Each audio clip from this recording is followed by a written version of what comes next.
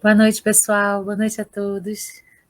Estamos aqui mais uma quinta-feira, às 20 horas, para fazer mais uma reflexão à luz do Espiritismo.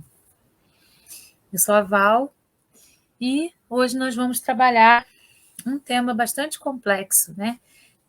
Sobre a reprogramação mental, sobre a questão neural e sobre também os arquétipos junguianos. Para iniciar, vamos fazer uma oração pedindo a espiritualidade superior, pedindo a Deus, pedindo aos nossos mentores que possam nos amparar, que possam nos conduzir, que possam estar conosco nesse momento, para que tudo que seja dito aqui possa ser inspirado por eles e possa fazer parte da nossa vida diária. Que nós consigamos transformar todos os aprendizados de hoje em ação na nossa vida, porque o que importa é a ação. Eu me coloco agora à disposição da espiritualidade superior para que tudo possa fazer sentido para todos aqueles que vão nos ouvir. Sejam pessoas encarnadas, desencarnadas, sejam pessoas do Centro Espírita Francisco de Assis, de outros centros, pessoas não espíritas, simpatizantes, que estão aqui para ouvir as coisinhas que a gente vai falar hoje, com graça, com leveza, com harmonia. Assim é, que assim seja. Vamos lá.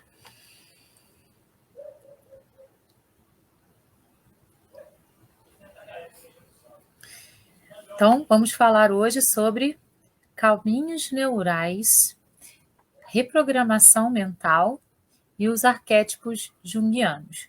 Vamos iniciar pelos arquétipos. E sobre a questão dos arquétipos, nós vamos nos basear no livro Triunfo Pessoal, enviado pelo espírito de Joana de Ângeles a Divaldo Franco. Então, toda essa primeira parte vai estar baseada nesse livro aí, né, que o Divaldo trouxe para a gente através daquilo que Joana de Ângeles ditou para ele. Vamos lá, então. Para começar, vamos falar sobre os arquétipos junguianos.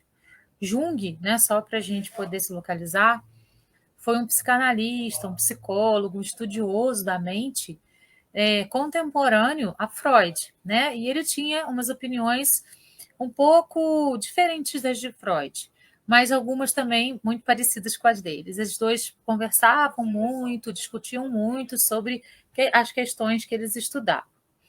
Então vamos lá. Se alguém se interessar, o link, né, do site que eu peguei essas informações sobre o livro, está aí disponível para todo mundo. E também o livro, né, que é Triunfo Pessoal, é um livro baseado na psicologia, enviado por Joana de Ângeles. A notável observação e decodificação dos arquétipos elucidam um número expressivo de conflitos e de fenômenos que ocorrem na conduta do ser humano, sendo essas raízes psicológicas fincadas no inconsciente individual pela herança estratificada do coletivo. Então, para Jung, né, a gente tem dentro do nosso ser várias raízes psicológicas que são fincadas no nosso inconsciente através daquilo que o coletivo traz para nós. Então, essa herança coletiva, que vai vindo para a gente através da hereditariedade e através da nossa vivência no mundo. Para Jung, é assim que acontece.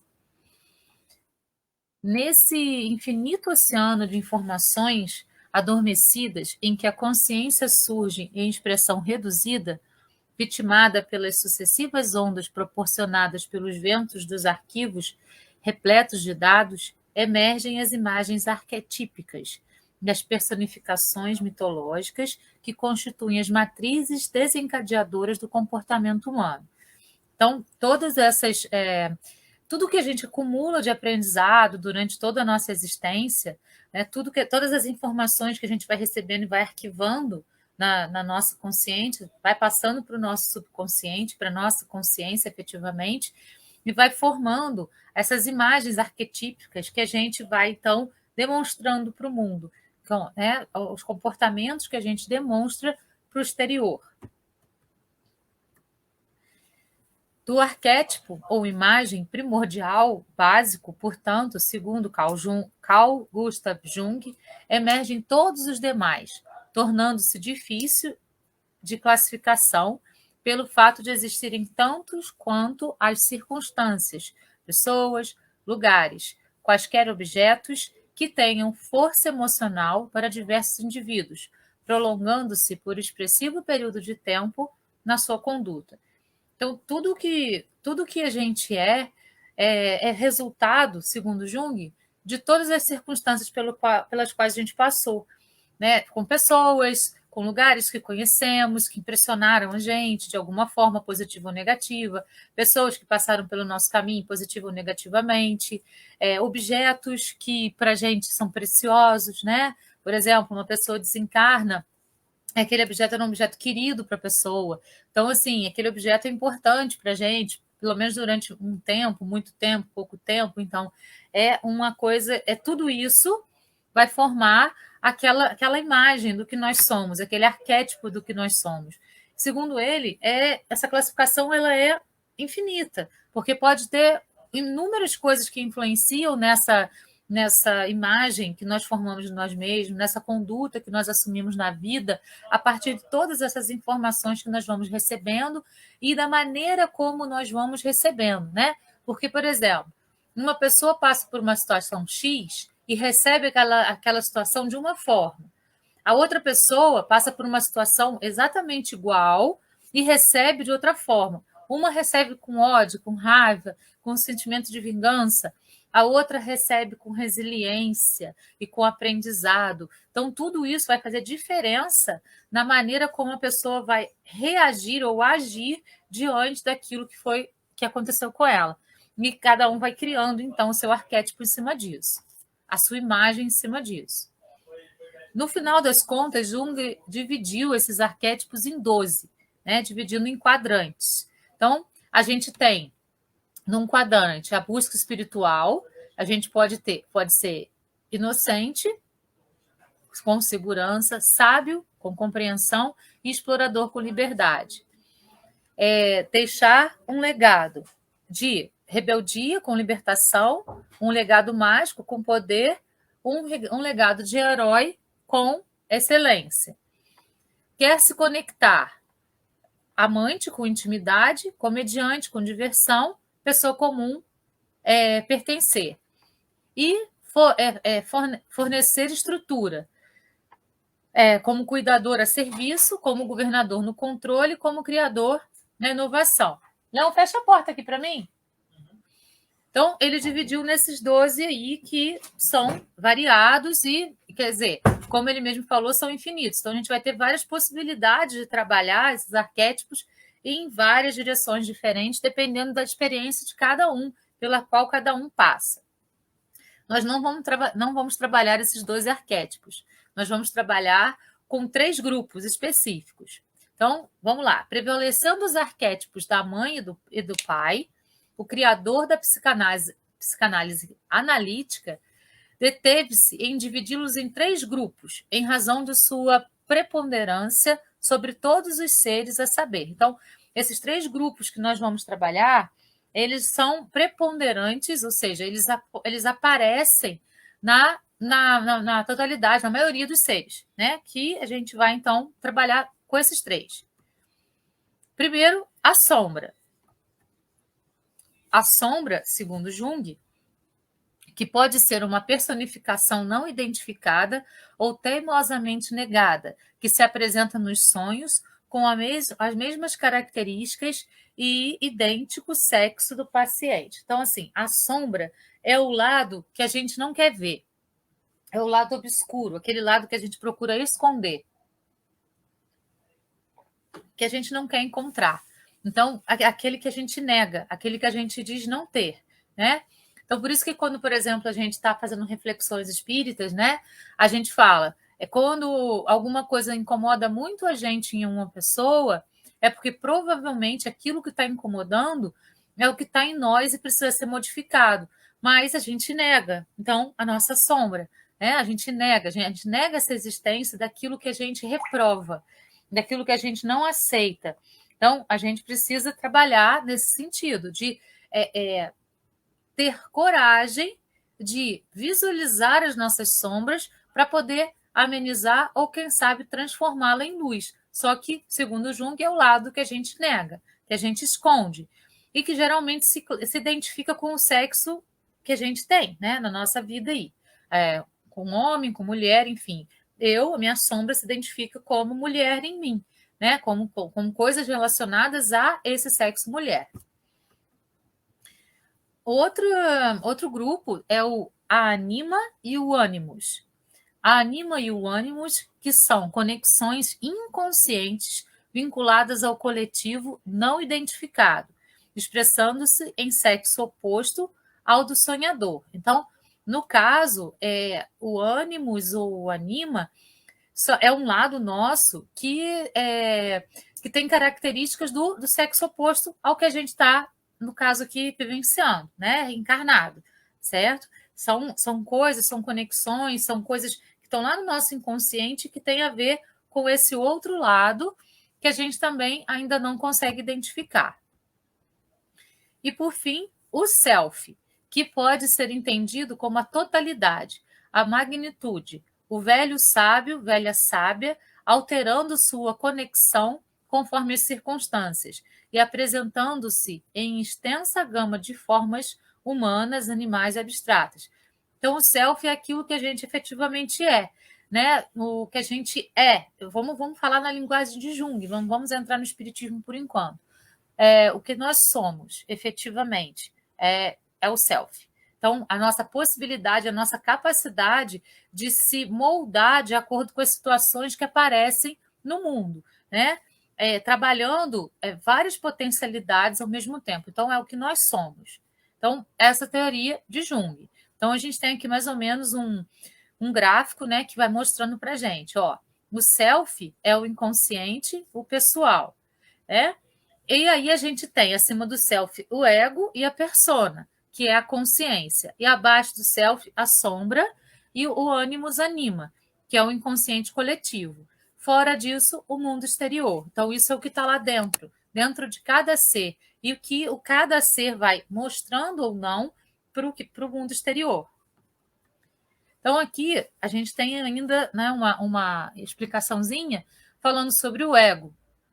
É o senso de identidade, memórias, o primeiro contato do ser humano com algo ligado à sua identidade, influenciado pelo mundo exterior, consciência, nos orienta durante a vida, está longe do inconsciente. Então, o self é aquilo que a gente demonstra, aquela identidade que a gente assume numa existência, né? O self que você nasceu, o que você nasceu para ser, quem você verdadeiramente é, potenciais escondidos, totalidade do seu ser, está na inconsciência, naturalmente longe do consciente. Para conhecer seu self, necessariamente precisa encarar a sua sombra. Então, para a gente chegar a conhecer o nosso self, a gente precisa encarar as nossas sombras, a gente precisa se compreender melhor para poder, então, saber quem nós somos de verdade. Quem nós somos de verdade, as nossas reais potencialidades. Isso a gente está falando ainda sem colocar o espiritismo aí, somente com o olhar de Jung. Reconhecendo a excelência da classificação do mestre suíço, não nos podemos furtar, no entanto, de uma análise espírita em torno do arquétipo. E é isso que o livro Triunfo Pessoal faz. Então, ele pega a teoria de Jung, coloca aí, como a gente colocou, claro que a gente colocou de modo resumido, e depois ele vai trabalhar toda essa teoria dos arquétipos numa análise espírita.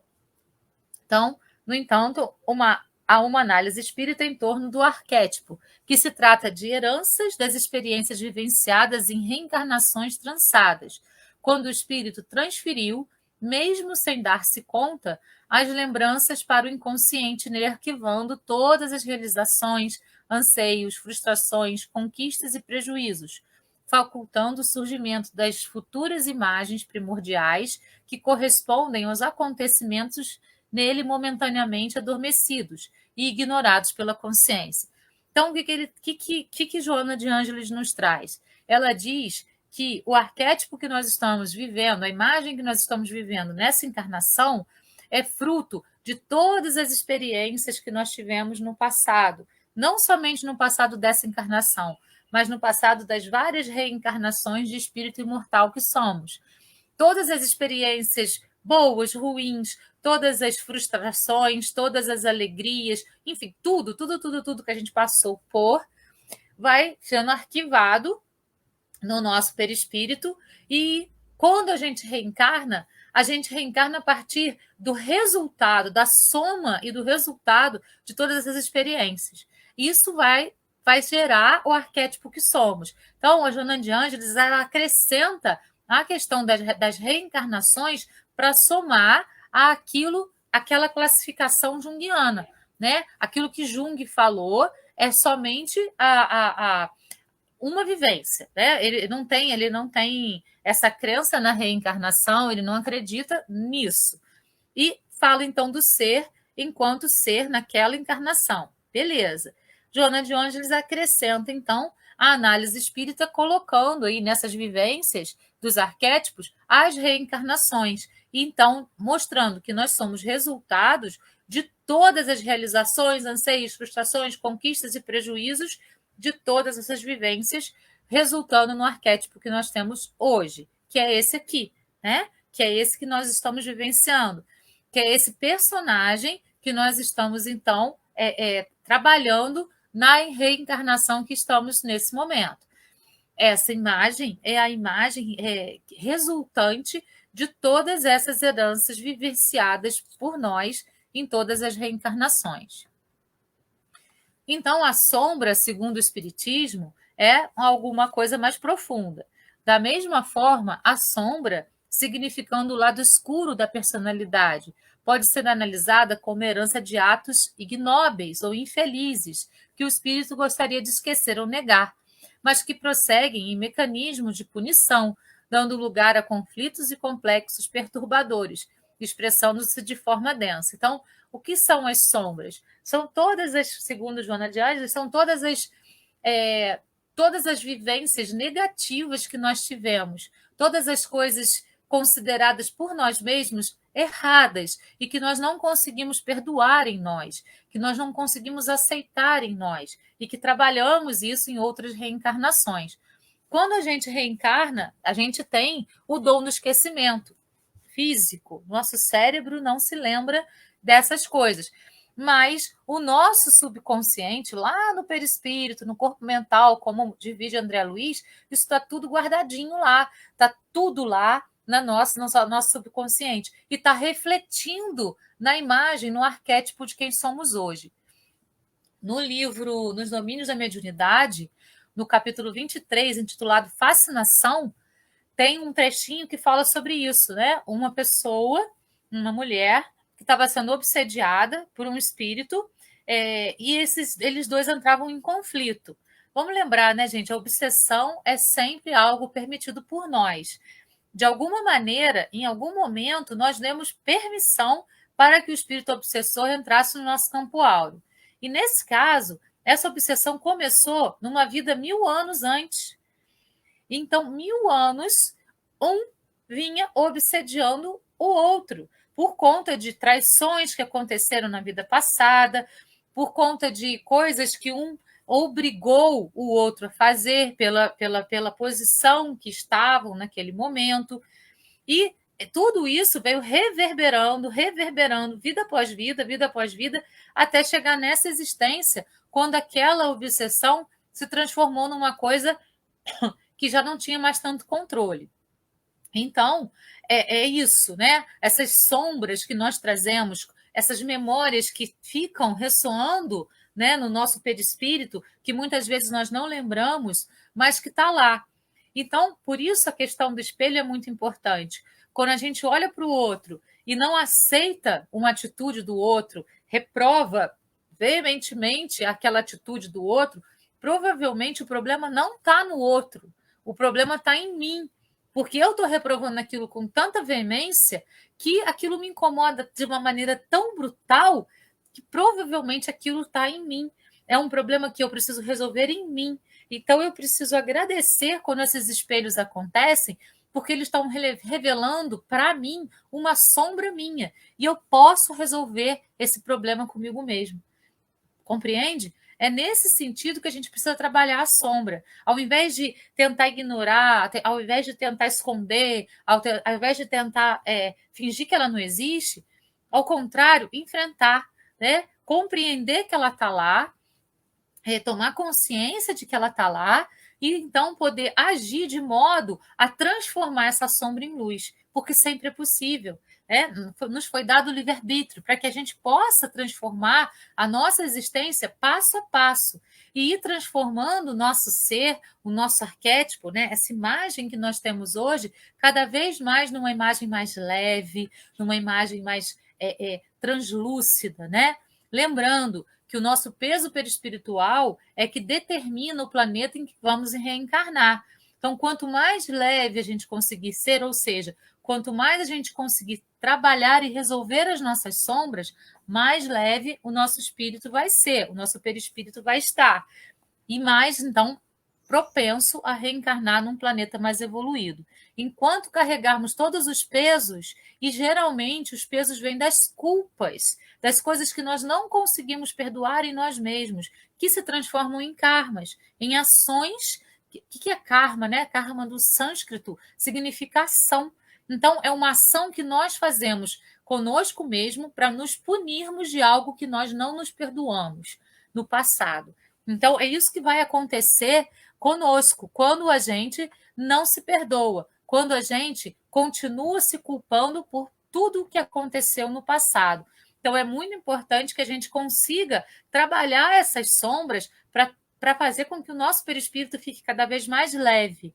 E, então, fazer com que ele fique mais etéreo, cada vez a gente transmita para as pessoas essa leveza, essa aura de mais bondade possível, né? Que a sombra muitas vezes se esconde. Então, ao invés de fugir, vamos enfrentá-la e modificá-la para colocar luz. Porque onde a gente acende um fósforo, a gente coloca luz no ambiente. Então, a gente pode sim iluminar essa sombra que está em nós e que vem reverberando vida após vida até chegar até onde estamos. Joana de Ângeles continua. Por outro lado, o desconhecimento, a ignorância das coisas e da realidade responde por essa sombra, que se pode dourar após o esquecimento, a conquista da verdade, eliminando os conflitos que permanecem esquecidos. Então, assim, muitas vezes a gente não precisa nem lembrar o porquê que aquela sombra está ali. Né? Tem pessoas que têm uma necessidade intrínseca de fazer regressões para poder lembrar das coisas que aconteceram em vidas anteriores. Se temos o dom do esquecimento, para que buscar relembrar? O dom do esquecimento nos foi dado justamente para que a gente pudesse começar do zero. A gente não fala assim muitas vezes, se eu pudesse, eu começava do zero hoje, ia ser tão melhor. Nos foi dada essa oportunidade quando reencarnamos. Somos espíritos já com anos, milênios aí, né, de experiência. Quando nós reencarnamos, o dom do esquecimento nos é dado para que a gente possa começar do zero, mas com toda a bagagem de experiência que temos. Né? Quando uma criança muitas vezes surpreende a gente com uma fala, com alguma sabedoria, não é porque aquela criança é um ser que não sabe nada, ela sabe muito, é um espírito adulto que está encarnado ali dentro de um corpinho de criança. Né? Então, toda a sabedoria que ela acumulou durante todas as vidas que ela teve está lá. E aos poucos isso vai transbordando dela mesma. Mas tem coisas que nós não precisamos lembrar. Se precisarmos, isso vai vir à tona de alguma forma, porque a espiritualidade ajuda a gente. A gente não precisa procurar regressões, porque quando a gente precisa, a gente faz espontaneamente para poder compreender determinadas coisas.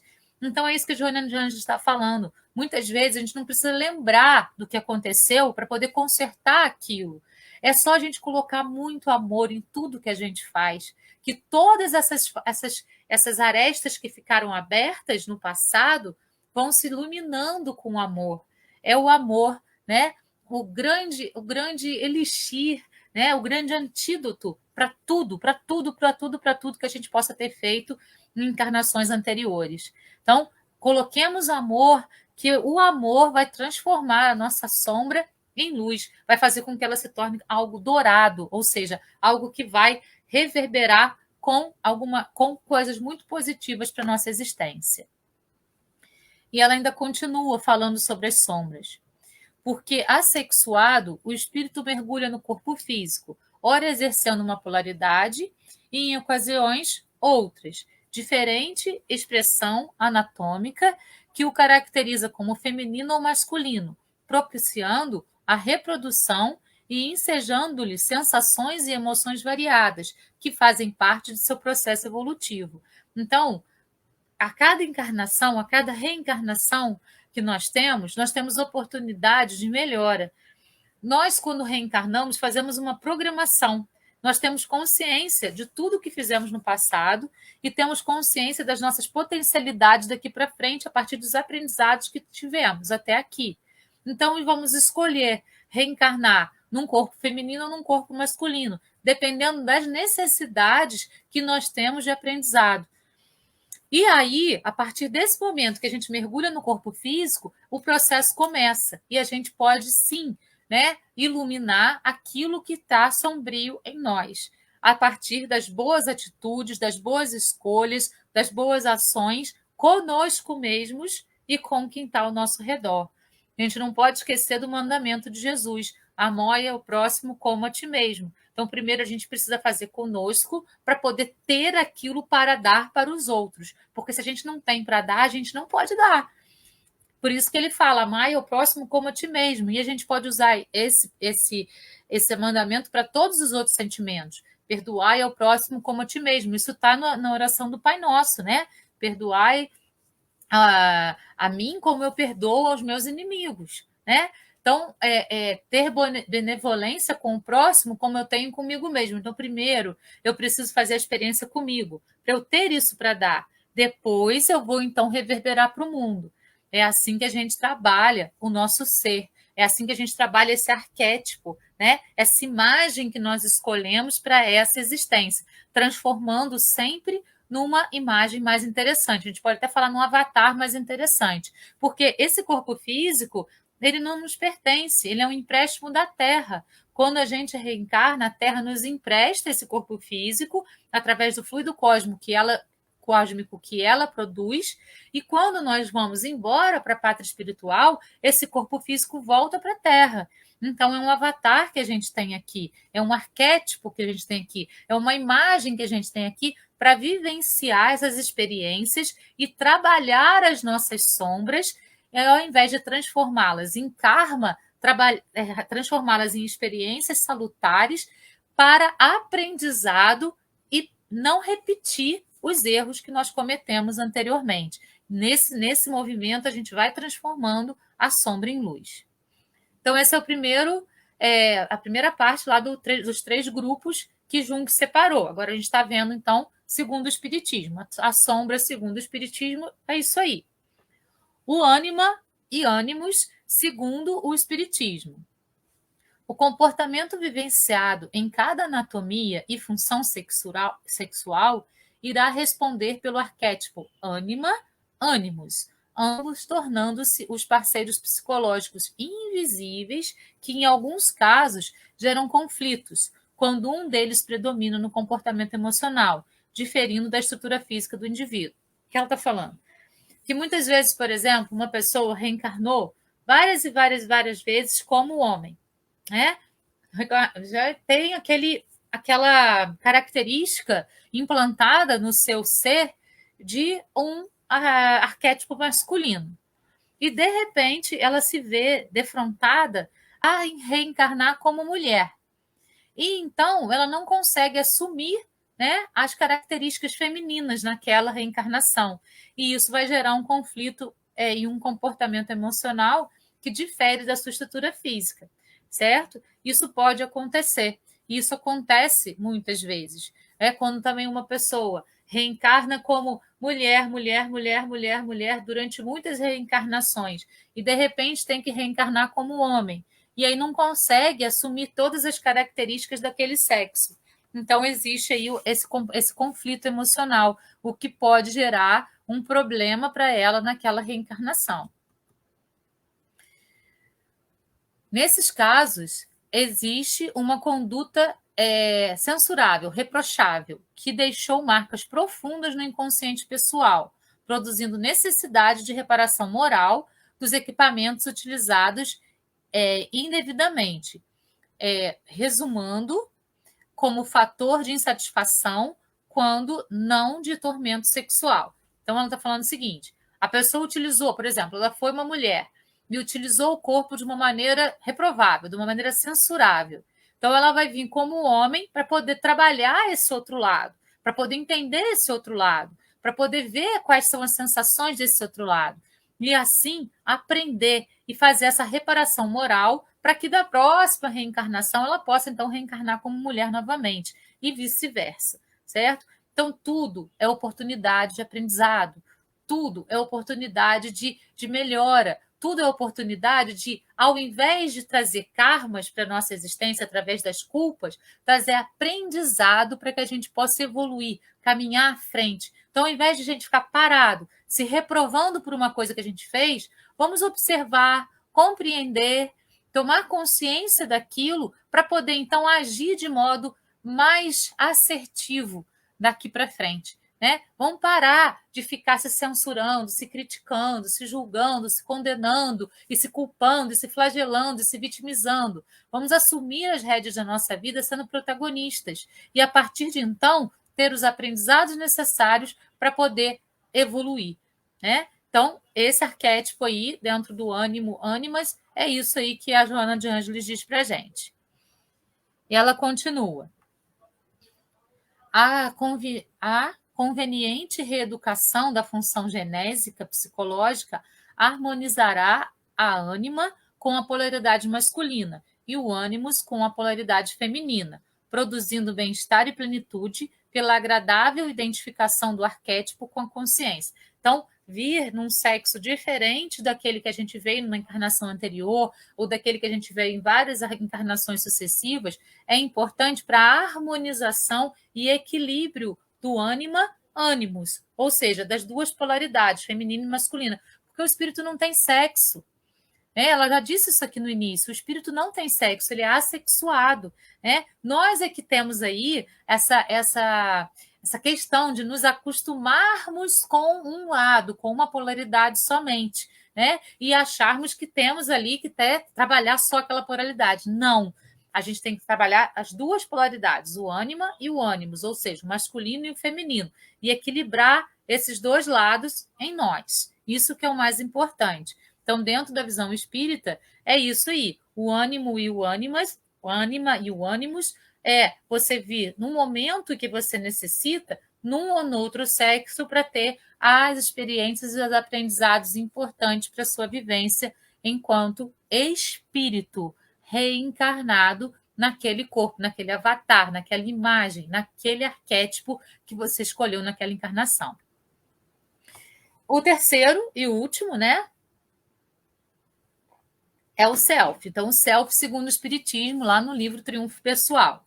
O self, na sua representação totalitária, expressando a sabedoria do velho sábio ou a da velha sábia, é o espírito imortal, herdeiro de si mesmo, jornaleiro de variadas experiências terrenas, que o capacitam para a plenitude, exortando-o com os valores imarcessíveis do conhecimento e da experiência. O self é o nosso espírito imortal. É aquele, então, nós encarnamos nesse avatar, nesse arquétipo, nessa imagem que nós temos aqui, que nós escolhemos para essa vivência, nessa reencarnação.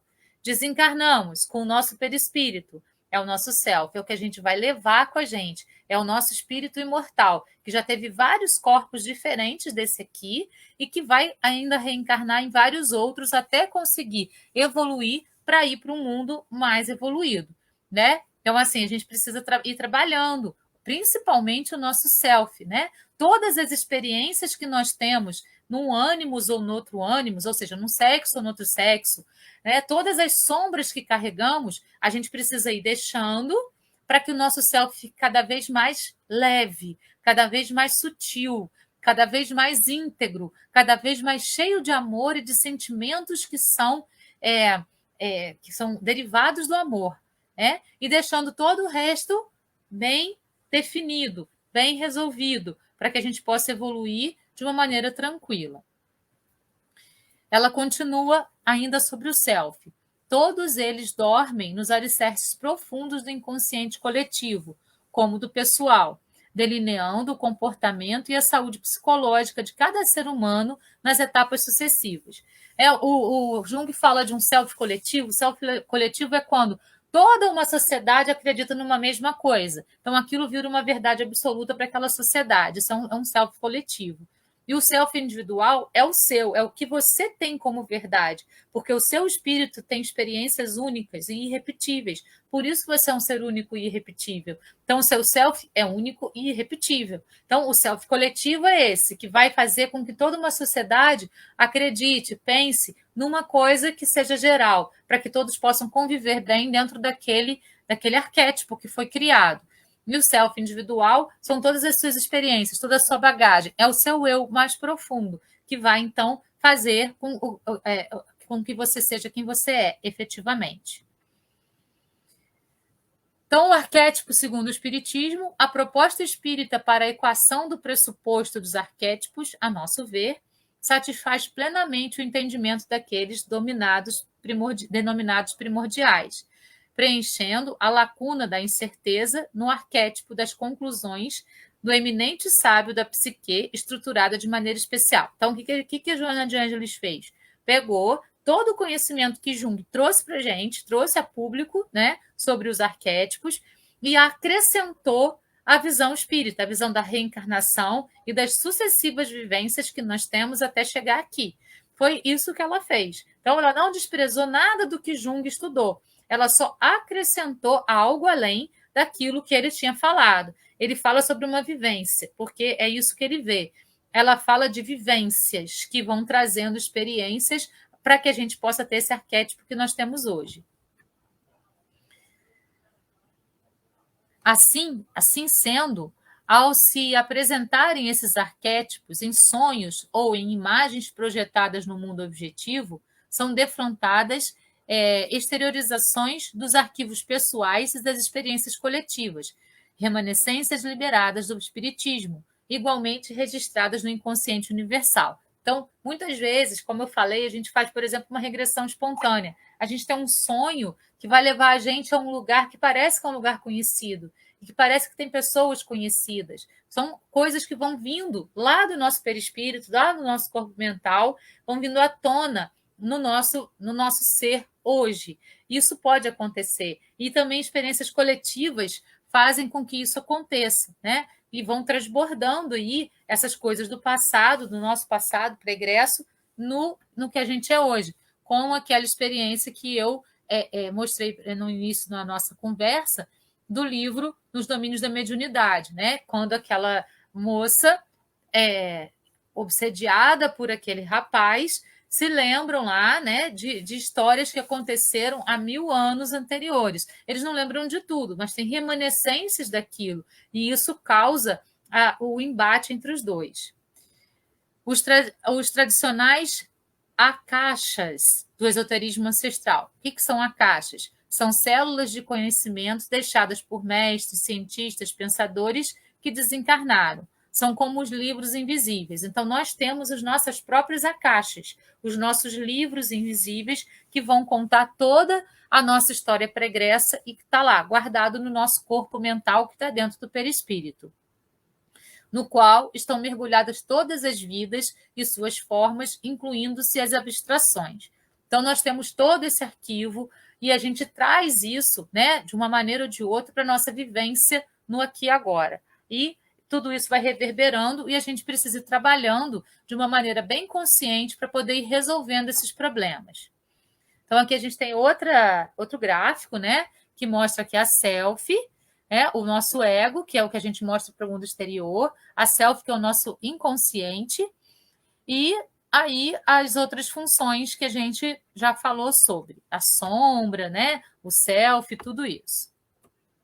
Então, nessa existência que a gente está agora, a gente tem caminhos neurais para poder resolver determinadas questões que nos afligem. através da reprogramação mental. Então, vamos trabalhar essas ideias de caminhos neurais e reprogramação mental.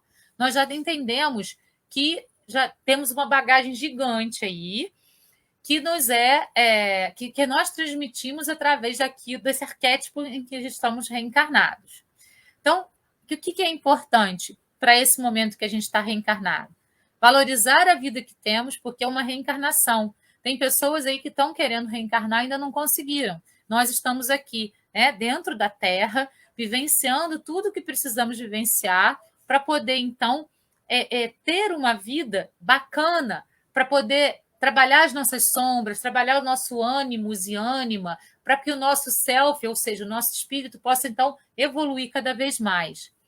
Abraçar o destino, lembrando que o destino é mutável. A gente trabalha o nosso destino e modifica esse destino de 5 em 5 minutos, de 5 em 5 segundos, né? Através das escolhas que fazemos. Então, a escolha que eu fiz agora vai me levar a esse caminho. Mas se no momento seguinte eu faço uma escolha diferente, eu já vou mudar esse caminho para cá, que pode ser melhor ou pior. Então, cada escolha que fazemos vai modificando aquele destino que nós mesmos traçamos numa programação reencarnatória e nas nossas atitudes durante a vida que estamos vivendo.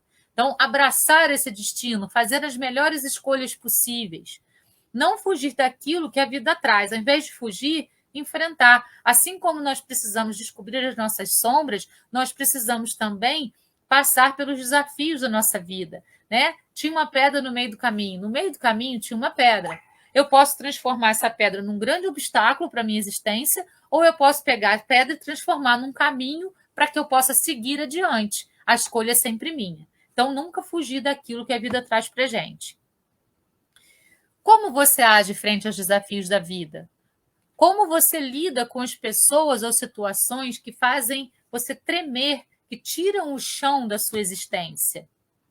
Se não soubermos lidar com certas situações, pessoas, elas acabam ficando muito grandes.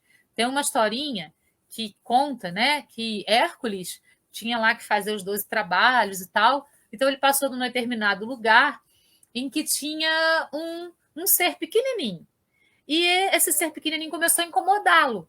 E ele começou a dar muita atenção para esse ser pequenininho, e esse ser pequenininho, quanto mais ele dava atenção, mais ele crescia, e ele ia ficando gigante, até que uma deusa disse para Hércules, Hércules, isso daí é pequenininho, você que está vendo grande, porque você está dando atenção para ele.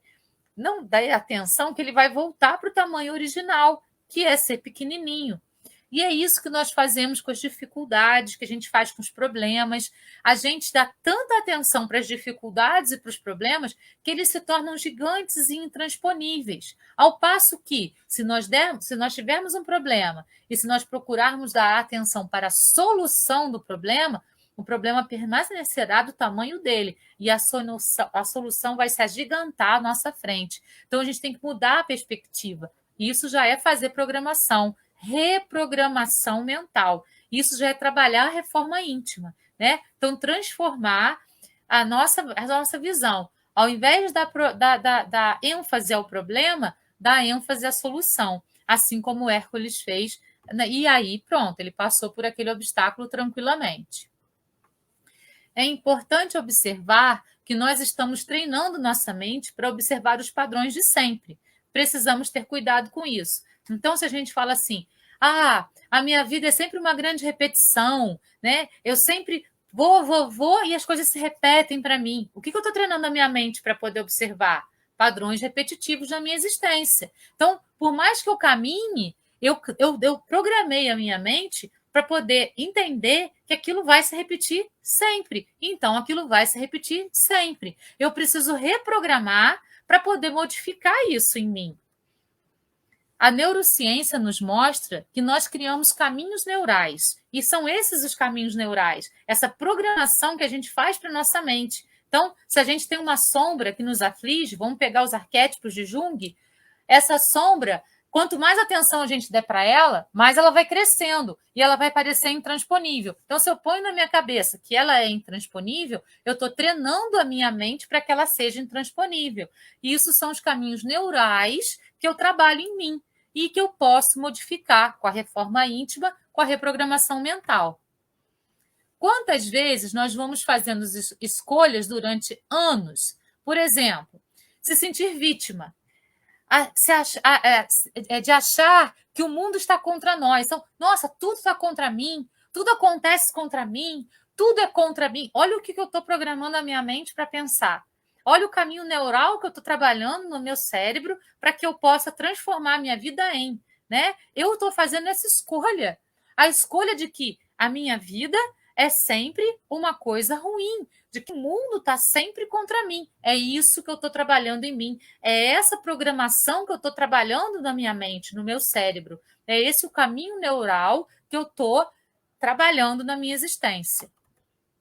Então, você acaba criando cadeias neuroquímicas, neurológicas, que facilmente respondem a essa sensação de negatividade, já que, por exemplo, 10 anos, 15 anos, reforça esse padrão de pensamento, de que a vida está contra e nada dará certo.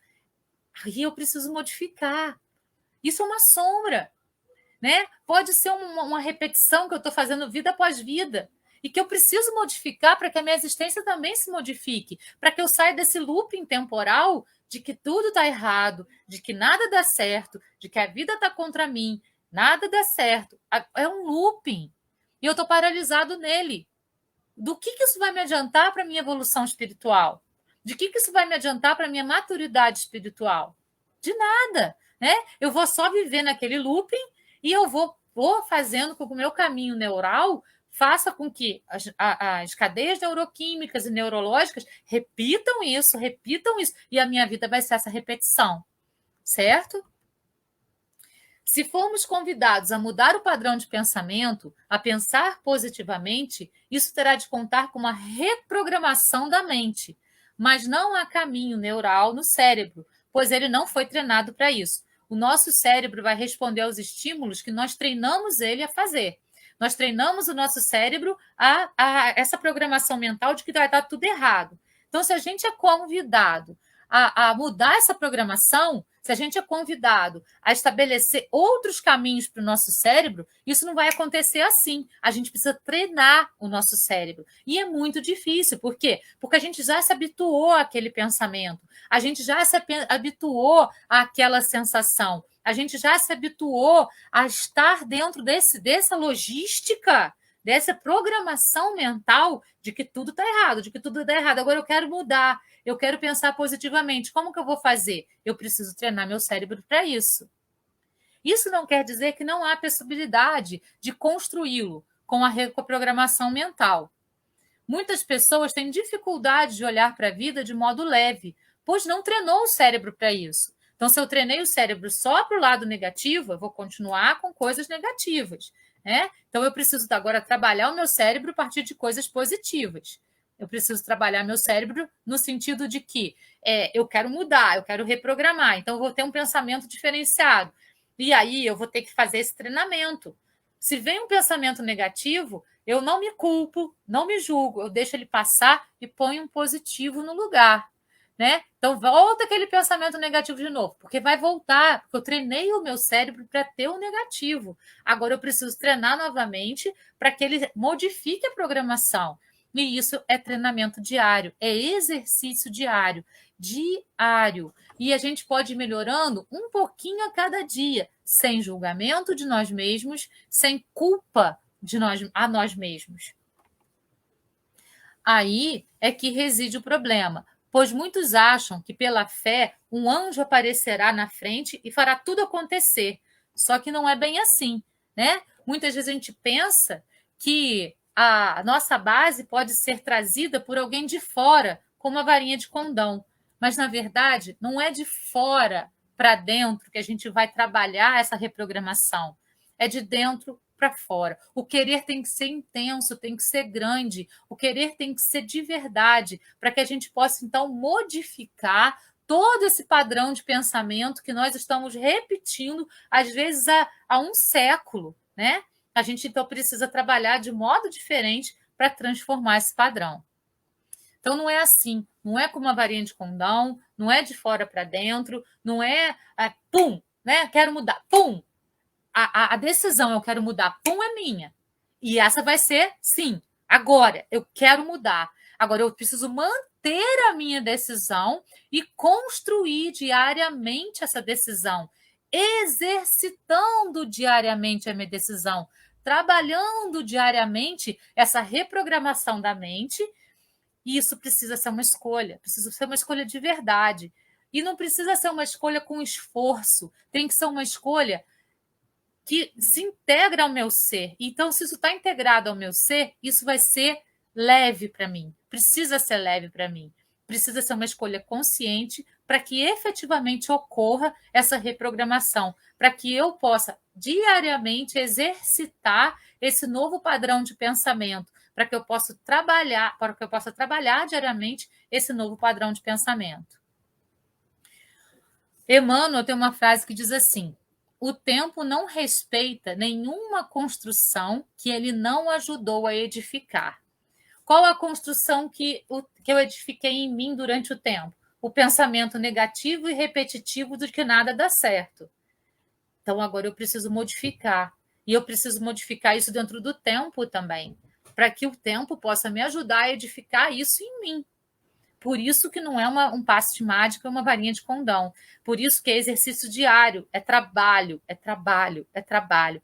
Nossa, eu falhei. Teve um dia que uma pessoa me aborreceu tanto que eu saí de mim e comecei a esbravejar. Tudo bem, a gente vai falhar, né? A gente está na terra, a gente está na carne, a gente tem sangue ainda circulando e muitas vezes a gente não vai dar conta. Mas o importante é a gente observar todo aquele acontecimento e trabalhar aquilo em nós para que numa próxima vez a gente possa agir de modo diferente e não mais reagir àquilo. Então é passo a passo, é dia a dia, é sem culpa, é sem julgamento, né? É um passinho de cada vez, para que a gente possa, então, transformar as pedras que aparecem no nosso caminho em pontes, para que a gente possa transpassar, né, aquele obstáculo que está ali na nossa frente. Então, essa frase de Emmanuel significa que demanda tempo para construirmos bons hábitos, como ser otimista, como não se incomodar tanto com os problemas, como não dar ênfase a eles para que eles cresçam. Então, a gente dá ênfase ao problema, o problema vai crescendo. A gente precisa aprender a modificar. Ao invés de dar ênfase ao problema, entender que existe um problema, mas dar ênfase na solução do problema. Então, são hábitos que nós vamos mudando passo a passo, com treino. A gente aí vai treinar o nosso cérebro, né, de outra forma, para reprogramá-lo de modo que a gente possa, então, ir se modificando. Aí a gente vai modificando o nosso self, né? Lá dos arquétipos de Jung que a gente acabou de ver, a gente vai modificando o nosso self. É um processo de aprendizagem.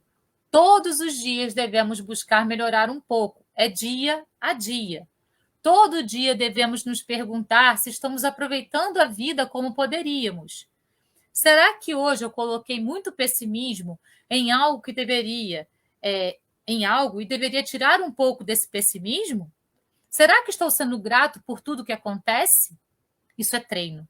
Então a gente precisa treinar passo a passo da nossa existência.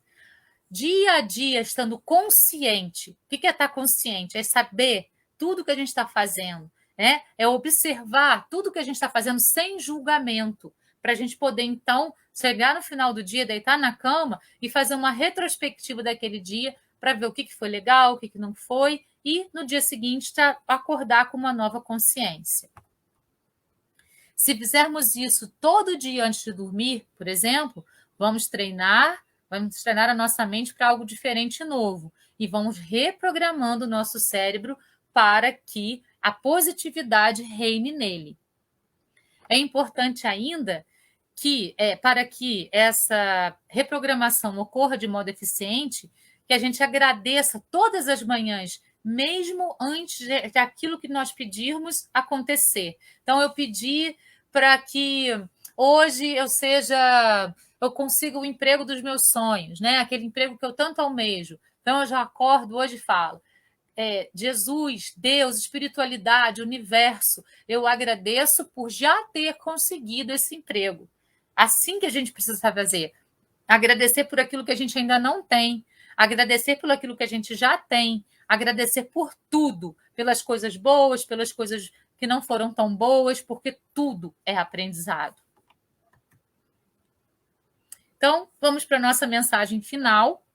A gente falou de Jung, a gente falou de reprogramação mental, né? A gente falou desses caminhos neurais. Vamos, então, para uma mensagem final para a gente fechar a nossa reflexão de hoje. Conhecimentos praticados diariamente te conduzem à compreensão de que a iluminação é como um lago sem ondulações.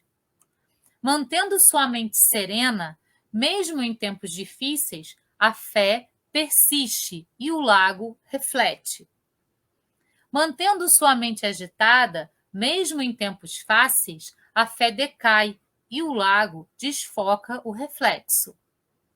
As ondulações são as dúvidas da mente. Praticar meditação todos os dias, oração todos os dias, jamais abrir a boca para lamentar e evitar alucinógenos conduz à compreensão da vida, lapidação de si mesmo e obtenção da fé. Então, pessoal, o tema de hoje foi um tema assim bastante complexo, né?